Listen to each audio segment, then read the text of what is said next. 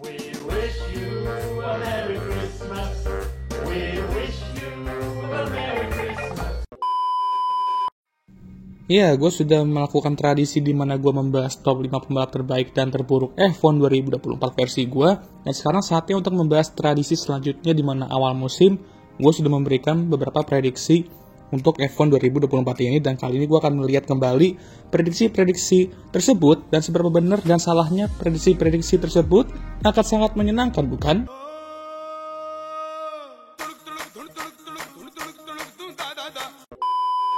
Tapi gue akan pilih Dino jadi juaranya. Tapi gue akan prediksi Victor Martins sebagai juaranya. Oke, seperti biasa dimulai dari juara F3 dan F2 dulu. Juara F3 yang gue prediksi ialah Dino Beganovic. Dan awalnya terlihat meyakinkan, tapi ya terlalu banyak bad luck dan kesalahan sendiri ya. Begitulah di F3, kalau lu udah kena bad luck berkali-kali dengan balapan yang sedikit ya, itu membuat lu tuh kehilangan momentum. Dan itu yang terjadi ke Dino Beganovic. Dan gue ngerasa mobil Premae dia itu di musim itu emang sedikit sketchy ya kelihatannya ya. Dan saat dia naik ke F2 sepertinya bener firasat gue, karena dia dengan rocket ship dumps itu bisa langsung perform ya kan. Tapi juara F3 musim ini Leonardo Fornaroli cukup unik juga, karena dia jadi juara tanpa memenangkan satu balapan. Edan eta teh. Edun.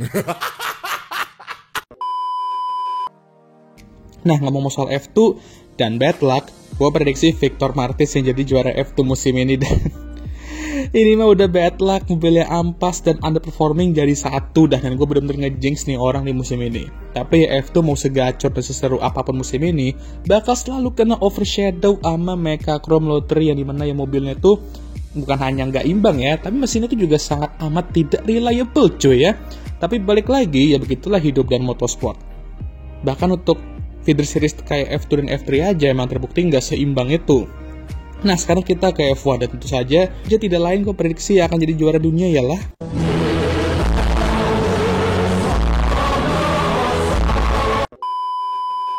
maksud gue kayak, apakah ada keraguan soal ini? Setelah testing aja kita udah tahu kalau ini yang akan terjadi. Tapi yang kita semua agak kaget ialah downfall Red Bull yang benar-benar secepat itu.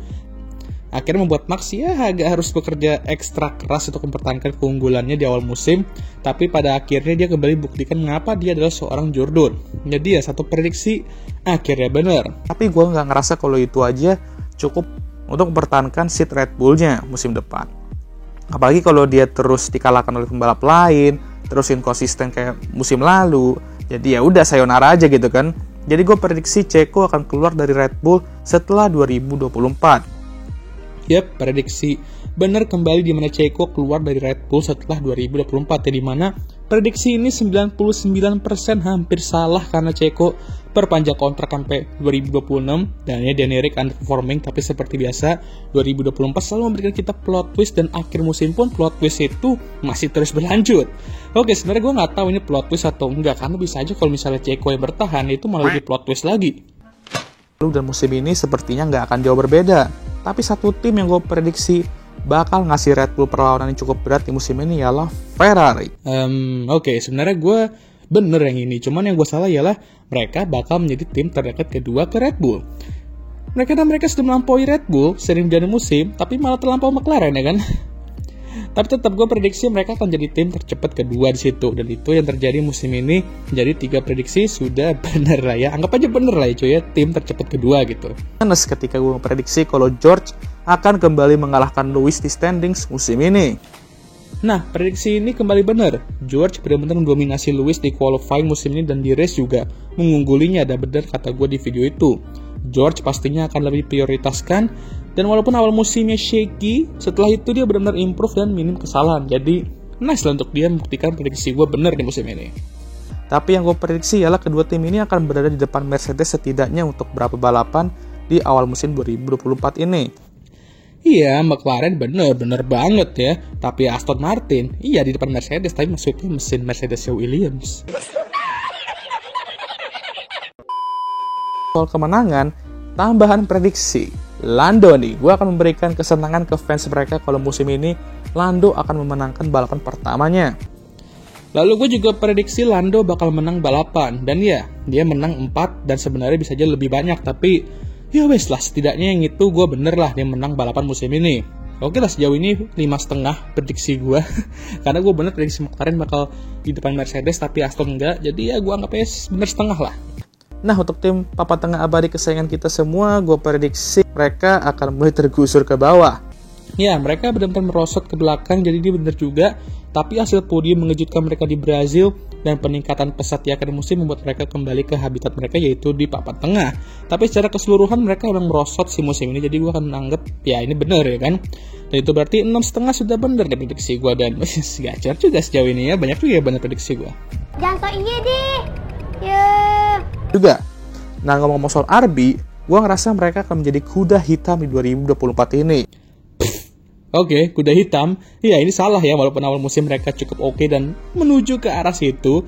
Tapi setelah itu merosot dan kalah dari Alpine dan Haas. Harusnya mereka bisa menyalip Aston kalau update-nya benar, tapi endingnya ya malah mengenaskan. Dan ngomong soal mengenaskan, prediksi kalau Danny Rick yang old akan balik dan akan membuktikan ke kita semua kalau dia masih layak bersaing di atas. Dan yep, dia yang akan menggantikan Checo di Red Bull tersebut pada 2025 nanti.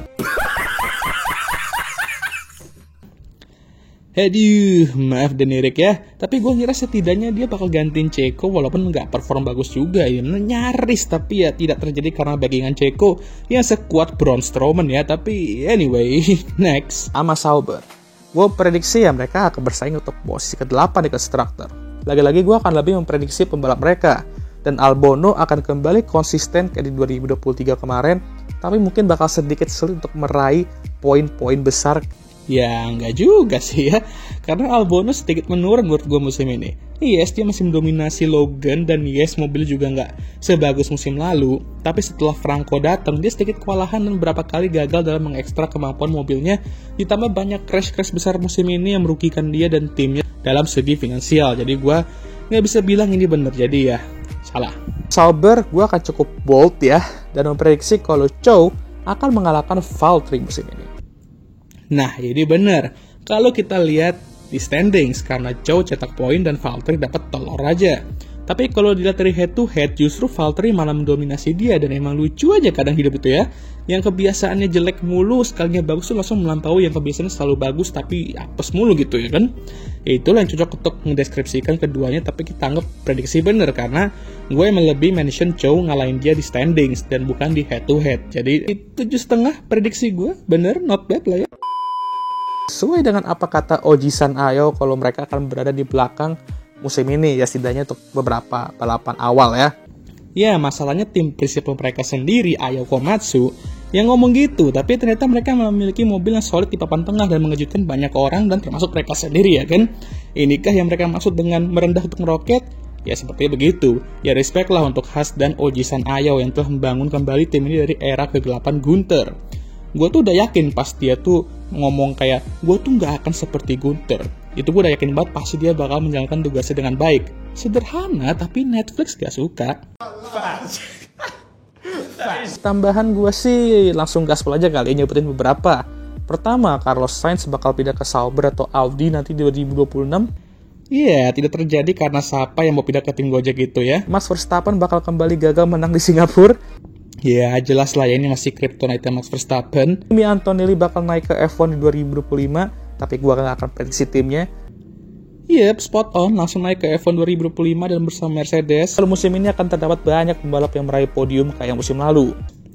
Yep, 10 pembalap berbeda meraih podium musim ini dan ya, bisa bener lah ya. Dan yang mengejutkannya tidak ada pembalap Aston Martin di situ. Ya, sekian video kali ini. Selalu seru lah untuk mereaksi prediksi-prediksi yang lu buat di awal musim dan kemudian ngelihat lagi mana yang bener, mana yang kena jinx, dan ya saat musim itu kelar ya kan. 11,5 kalau nggak salah prediksi gue bener tadi ya, jadi not bad. Ya wis lah, jangan lupa like, subscribe, dan share video ini, dan jangan lupa juga untuk menyalakan lonceng notifikasi agar kalian semua tahu ketika gue ngupload video baru. Jangan lupa juga untuk follow Instagram gue. Oke, setelah seperti biasa bagi kalian yang nonton, gue mengucapkan Thank you very much.